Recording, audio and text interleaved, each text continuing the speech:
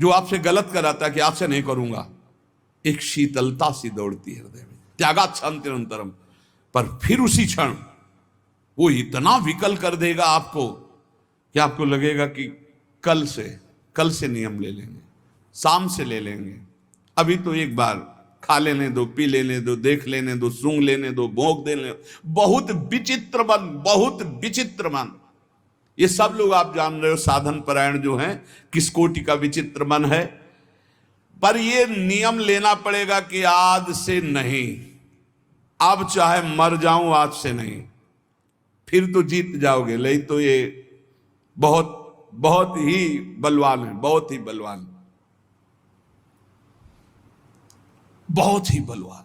ये ऐसा नहीं कि एक इंद्री के साथ लग जाए, एक इंद्री के साथ लग, नेत्र इंद्री रूप देखना चाहे तो घ्राण इंद्री, श्रवण इंद्री, जनेन्द्री, त्वगेन्द्री, एक एक इंद्री से जीव को बांध लेता है।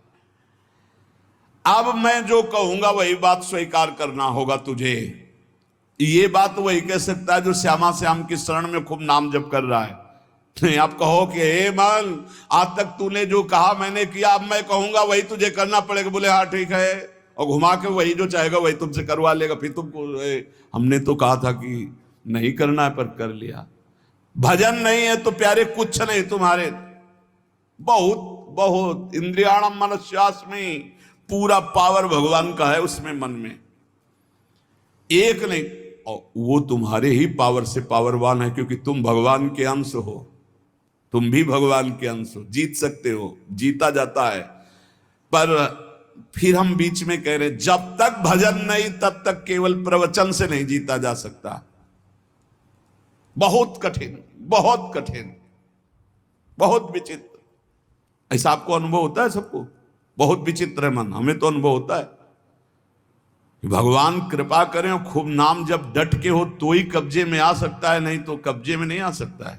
बहुत कठिन है, क्योंकि 1000 बार कसम खाने के बाद फिर वही 1 2 कसम, 3 कसम, 4 कसम, 1000 बार कसम खाना। आप देखो अपने मन को तौलो, आप देखो कसम को आज से नहीं करेंगे, आज से नहीं खाएंगे, आज से नहीं देखेंगे, ठीक है। थोड़ी देर के बाद वो ऐसा फुसला के या ऐसा जला के अपने अंदर करता है। कब? जब आप भजन नहीं कर रहे होते। और अगर भजन चलता रहा तो माना कि वो वीर योद्धा है, लेकिन भजन से बढ़कर नहीं, भजन से बढ़कर।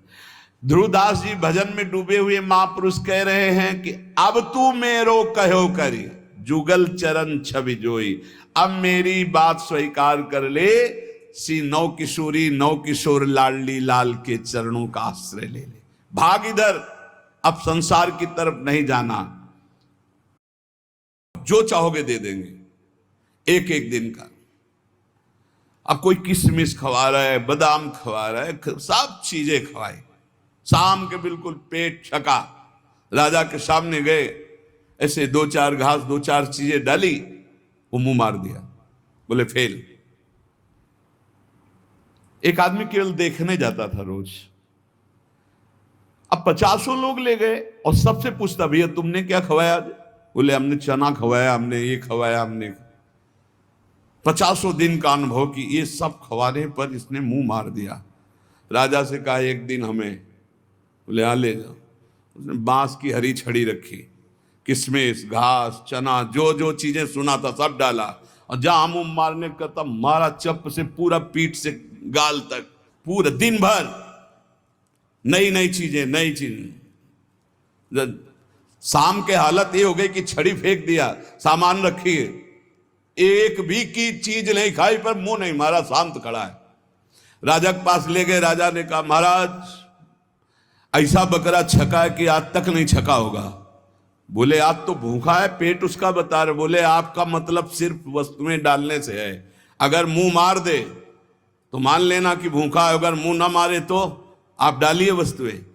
सामने जाके बैठ गया, आंख मिलाई बकरे से, किशमिश और चिरौंजी, चना और घास, दुनिया की चीज डाल दी। बकरा सीधा उसी की आंख में आंख मिला, क्यों 50 छड़ी खा चुका था, मुंह नहीं मारा। राजा ने कहा क्या खिला दिया भाई? बोले डंडा। डंडे की चोट से। तो रे मन चंचल तज विषय, ढरो भजन की ओर, छाड़ी कुमति अब सुमति गही, भजले नवल किशोर।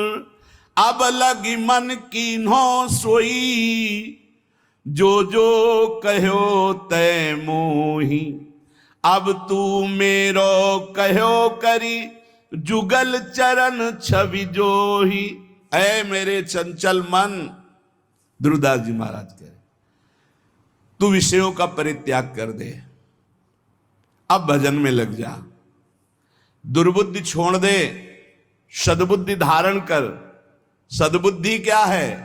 नवल किशोर सी प्रिया प्रीतम का निरंतर नाम जप करना, उनकी सेवा में रहना, उन्हीं के निमित्त से सारी क्रियाएं करना, प्रिया प्रीतम की ठस। दुर्बुद्धि क्या है? देहाभिमान, धन का चिंतन, भोगों का चिंतन, नाना प्रकार की वासनाओं के खेलों में सुख का अनुभव कराना, ये दुर्बुद्धि है। बुद्धि ही निश्चय करती है। ऐ मेरे मन, आज तक मैंने वही किया जो तूने कहा, पर अब नहीं। अब छड़ी वाला प्रयोग हो, किशमिश बादाम चिरौंजी घास वाला हो गया प्रयोग। अब छड़ी वाला प्रयोग मन से करना पड़ेगा। बड़ा कठिन है छड़ी वाला प्रयोग करना, क्योंकि मन में तदात्म है। वो जरा सा जहां जलन शुरू करता है तो अच्छे अच्छे टूट जाते हैं। जलन शांति के लिए कुछ भी करना पड़े, बहुत विचित्र है। पर उपदेश कुशल बहु तेरे, उपदेश करना बहुत सरल है। हम कह रहे हैं कि तूफान को रोकना बड़ा कठिन है, लेकिन कोई रोक सकता है, पर मन अपने पे आ जाए तो उसे नहीं रोक सकता। बहुत विचित्र है, जला के अपनी ही मनमानी करवा ही लेता है। बाद में कान पकड़ाओ, हाथ जोड़ो, पैर छुआओ, पीटो, कुछ भी करो। वो जान रहा है मैं गलत कर रहा हूं, बड़ा बुद्धिमान है, फिर भी वो गलत करेगा जब मन अपने पे ठान ले। लेकिन जिसने भजन शुरू कर दिया है और वो ठान ले तो मन को घुटने टेकने पड़ेंगे। सिर्फ भजनानंदी के काबू आता है मन, ज्ञान विज्ञान के काबू नहीं आएगा। आपको खूब ज्ञान है, खूब अनुभव है, पर जहां आकर्षण माया का होता है वहां गिरना पड़ता है। ज्ञानी नाम अपि चेतांसी देवी भगवती हिसा बलादा कृष्ण मोहाय महामाया प्रेक्षति। बाचिक ज्ञान से, यहां हम बाचिक ज्ञान की बात कर रहे हैं, बाचिक ज्ञान से माया पर विजय प्राप्त नहीं की जा सकती। हमें ज्ञान है कि ये नहीं करना चाहिए, पर फिर भी कर रहे हैं, क्योंकि हमारे अंदर भजन की कमी है, हमारे अंदर भगवान नाम जप नहीं है, हमारे अंदर उस कोटि का भी पवित्र ज्ञान नहीं हुआ जो माया पर विजय प्राप्त कर ले। वो भजन से होता है।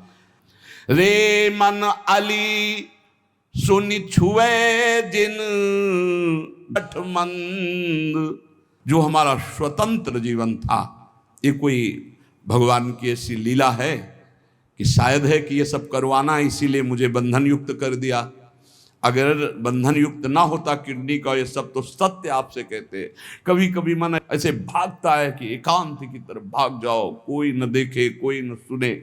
हमें वो जीवन की मांग होती है जिस जीवन में तुम रह करके ये सोचते होगे कि ये जीवन क्या है, तो हम इस जीवन में रहकर उस जीवन की पुनः मांग करते हैं कि जब हमें कोई पूछता नहीं था, जब हमसे राधे श्याम नहीं करता था, रात दिन श्री जी के चिंतन भजन में आ रहे मस्त एकदम डोलते हुए, वो जीवन एक अमोघ जीवन। अब इस जीवन में ऐसा नहीं कि हम प्रभु से विमुख हैं, वो तो हमारा भाई, अगर अब 50 साल संसार का अभ्यास रहा है तो छूटता है क्या? तो भगवत का अभ्यास है। पर वो जो मांग होती है अंदर से, भूख, वो आज भी हमारी भूख ऐसी है कि जो होना चाहिए वो नहीं है। जैसा भजन होना चाहिए वैसा भजन नहीं, जैसा रोना चाहिए श्री जी के लिए वैसा रोना नहीं, वो जो विकलता चाहिए वो विकलता नहीं। प्रभु प्रभु बार बार। अब होता है कि गया जीवन, अब कोई गुंजाइश नहीं, अब कोई चांस नहीं रह गया। क्यों? शरीर ऐसा नहीं रह गया कि हम परिक्रमा लगा सके, शरीर ऐसा नहीं रह गया कि हम खड़े होना है तो हमें 2 लोगों का सहयोग लेना। इसलिए आप स्वस्थ हो, आपके ऊपर हमसे ज्यादा भगवान की कृपा है। चूकना मत प्यारे, ये कुछ नहीं, ये सब माया का नाटक है। एकमात्र आंसू बहाते हुए राधा राधा कहकर जो तुम एकांत में प्रियालाल को पुकारते, उससे बड़ी कोई आराधना, कोई साधना, कोई स्थिति, कोई पद नहीं है। विश्वास कर लो, कोई पद नहीं। आंख मूंदा तो सब ऐसे ही पड़ा रहेगा। केवल जो आपका आखिरी चिंतन है वही काम आएगा, और उस चिंतन से भटका देना इस माया का कार्य है। उसके बहुत प्रलोभन है। कभी भूल से मत समझना कि ये कोई सुख है। इसमें इतना भी सुख नहीं है जितना कुशासन में लेटकर और टाट पट्टी ओढ़कर और भूखे रहकर मांग कर खाते थे। तो जो परमानंद छाती में, वो कहीं जाता थोड़ी है, वो तो एक बार जाकर सो जाता होता है, लेकिन उसकी जो भूख है वो कहीं पूर्ति होने वाली नहीं। इसीलिए ब्रह्मादिक के भोग सब विषम लागत ताई, नारायण ब्रज चंद की लगन लगी जाई। ये भगवान जो सेवा कराना चाहते हैं वो सेवा हो रही, पर हम इस सेवा के लायक नहीं, और हमारी भूख ये बढ़ती चली जा रही कि कब हमारा वो पुनः जीवन आएगा जो जिस जीवन में हम उन्मत्त रहते थे।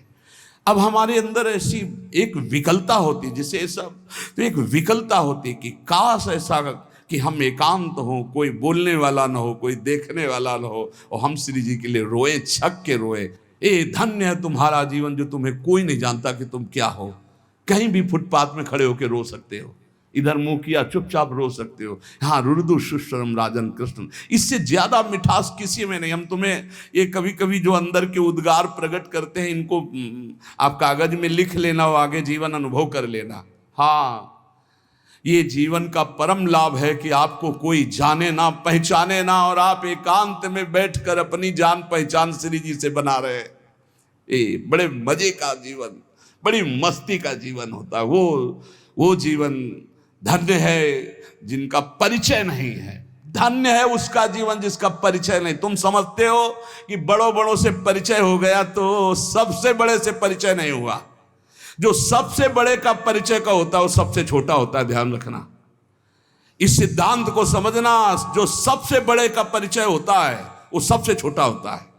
देख लो, राजसूय यज्ञ में सब बड़े बड़े आए हुए थे, लेकिन पूर्णता स्वपच वाल्मीकि से करवाई, जिसको कभी ये हम नहीं था कि मैं भक्त भी हूं। भगवान ने उसकी पूजा करवा कर राजसूय यज्ञ की पूर्ति कराई।